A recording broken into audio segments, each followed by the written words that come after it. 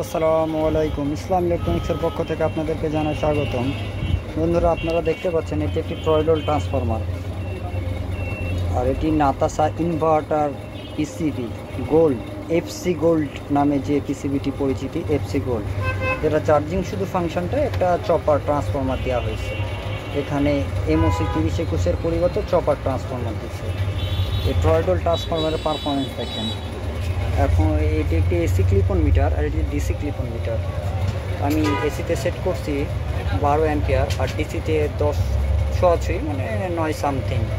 আমার এখন battery charge হচ্ছে, কিছুক্ষণের মধ্যে ব্যাটারিটি কেটে দিবে। এক হাতে ভিডিও করার জন্য আমি খুব আন্তরিকভাবে দুঃখিত, জানি না কেমনভাবে আপনারা দেখতে বুঝতে পারছেন কি না। এখন ব্যাটারি চার্জটি কমপ্লিট হয়ে যাবে। লাইন ভোল্টেজ আছে,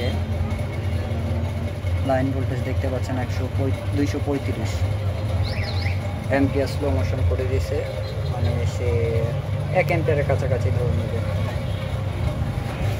এটা একটি 1000 ভিএ ক্যাপাসিটি আইপিএস। বর্তমানে আমি লোড দিচ্ছি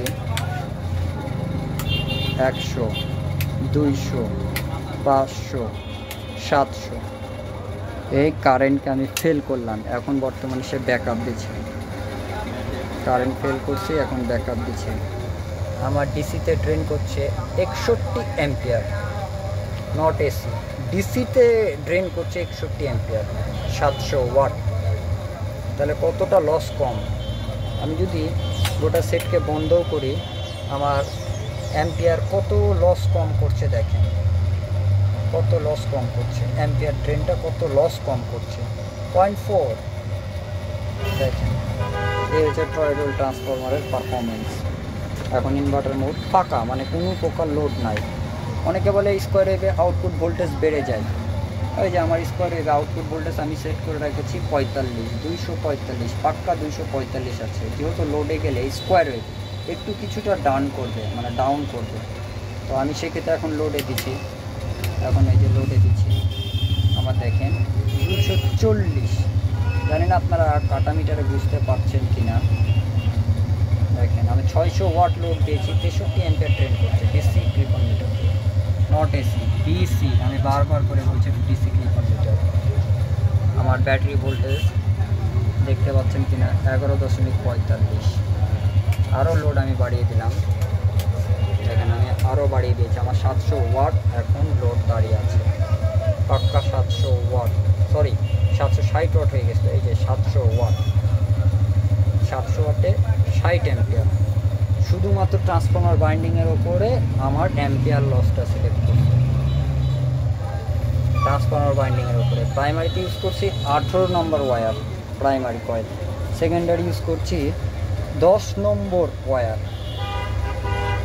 আর বন্ধুরা, আরেকটা মজার ব্যাপার হচ্ছে, এই নাতাসা ইনভার্টার কিটগুলো দিয়ে আমরা ফ্যানের কানেকশন অনেকে অটো করি না, 24 আওয়ার ফ্যানটা রান করে। সেক্ষেত্রে ফ্যানটি ড্যামেজ হয়ে যাওয়ার সম্ভাবনা থাকে। যেহেতু ফ্যানটি 24 আওয়ার রান করছে, তার তো একটা লাইফ সার্কেল আছে, তার তো রেস্টের প্রয়োজন। প্রত্যেকটা জিনিস এক না একদিন ধ্বংস হয়ে যায়। আমার এখন ইনভার্টার দিয়ে চলছে। আমার ফ্যানের কানেকশনটা দেখেন, আমার আইপিএস চলবে ততক্ষণ পর্যন্ত ফ্যান, কুলিং ফ্যানটি কুল আপ করে যাবে, ভিতরটাকে ঠান্ডা করে যাবে। আমি যদি এখন কারেন্ট দিয়ে দিই, বর্তমানে আমার কারেন্টটি প্রেজেন্ট হচ্ছে, দেখেন। এবার চার্জিংয়ে যাবে, তখন ফ্যানটি চালু হবে। লাইটটি বন্ধ করে দিলাম দেখার ক্ষেত্রে। এখন এসি মোড, এই যে চার্জিং চালু হলো, কুলিং ফ্যান চালু হয়েছে। আপনারা দেখতে পাচ্ছেন যে কুলিং ফ্যান চালু হয়েছে। চার্জিং যখন ফুল হয়ে যাবে, তখন কুলিং ফ্যানটি অফ হয়ে যাবে। আমার যেহেতু ছোটো ব্যাটারির উপর লোড দেওয়া আছে, অল্প সময়ের মধ্যে চার্জিংটি ফুল হয়ে যাবে। আপনাদেরকে দেখানোর চেষ্টা করছি যে কুলিং ফ্যান অটোমেটিক্যাল অফ হয় কিনা। এখন আমার বর্তমানে 12 অ্যাম্পিয়ারে চার্জ হচ্ছে। ব্যাটারির ভোল্টেজ বর্তমানে 1283 পার হয়ে যাচ্ছে,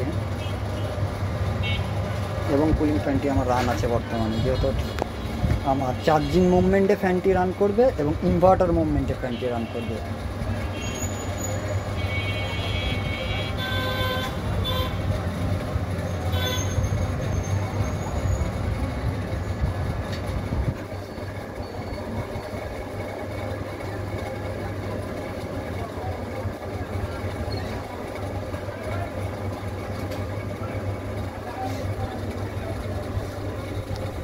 আমি এখানে মসপেট লাগানো আছে Z44, 5টি মসপেট দেওয়া আছে। 2 নম্বর ওয়াটেজ বাড়ানোর জন্য এখানে শান্ট রেজিস্টার আরও একটা দুটো করে বৃদ্ধি করে দিয়েছি, একটা দুইটা করে বাড়িয়ে দিয়েছি,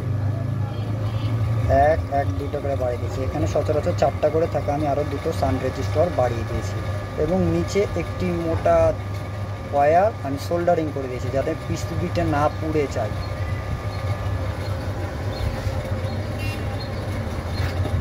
আপনারা ফ্যানটি অটো হওয়া দেখুন।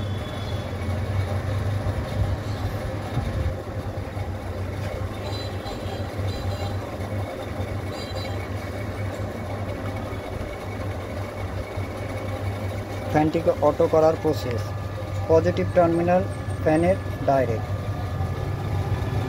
এখানে একটা আমি ট্রানজিস্টার ইউজ করছি D882,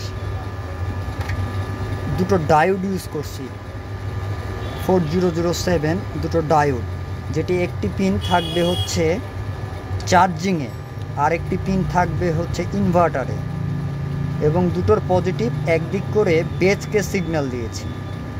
আর বুঝতে তো পারছেন ইমিটার কালেক্টর নেগেটিভ ঢুকে নেগেটিভকেই পাস করবে, যখন সুইচিংটা তার অন হবে তখন পাস করে দেবে, তাহলে ফ্যানটি অন হবে এবং ফ্যানটি অফ হবে তার সিগন্যালের ওপরে। সেক্ষেত্রে আমার ফ্যানটি দীর্ঘদিন যাবৎ লাস্টিং করবে, আমার টেম্পারেচার সুইচের কোনো প্রয়োজন নাই।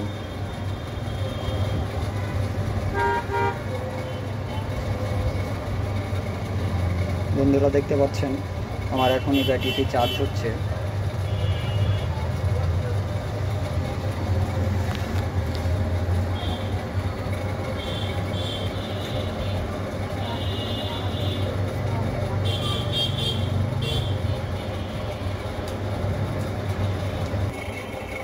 আসসালামু আলাইকুম বন্ধুরা দেখতে পাচ্ছেন ওই যে আমার ফ্যানটি এখন অটো হয়ে গেছে, ব্যাটারি অ্যাম্পিয়ার নেমে গেছে, এখন 4 অ্যাম্পিয়ারে চার্জ দিচ্ছে সে। এই যে দেখেন, আবার যদি একটু আমি ব্যাকআপ দিই অল্প সময়ের জন্য আপনাদেরকে বোঝানোর ক্ষেত্রে, যে ধরেন অল্প একটু 100 ওয়াট 1 মিনিটের জন্য ব্যাকআপ দিলাম, এখন ব্যাকআপ দিচ্ছি 200 ওয়াট আমি ব্যাকআপ দিয়ে রাখছি। এখানে আউটপুট ভোল্টেজ কত সুন্দর সাজিয়ে রাখছি, এখানে 200 ওয়াট ব্যাকআপ দিছি, এখন 600 ওয়াট ইন্টারনাল ব্যাকআপ দিচ্ছি অল্প সময়। আবার অন করে দিলাম লাইনটি, দেখেন ফ্যানটি আমার অফ আছে। এখন চার্জিংয়ে গেলে ফ্যানটি আবার চালু হয়ে যাবে। ওই যে চার্জিং চালু, ফ্যান চালু, আবার চার্জিং ধরছে স্লো মোশনে, ওই যে চার্জিং চালু, ফ্যানটি আমার পুনরায় চালু হয়ে গেছে। আবার চার্জিং অফ, ফ্যানটি অফ হয়ে যাবে। এখন যেহেতু অল্প সময়ের জন্য কয়েক সেকেন্ডের জন্য, তো ব্যাটারিটা আমার মোটামুটি ফুল পজিশনে চলে যাবে। আমার মিটারটি বন্ধ হয়ে গেছিলো টাইমের জন্য, কারণ ব্যাটারিতে চার্জ তুলছে। ফ্যানটি আমার অন আছে, এখন চার্জিং।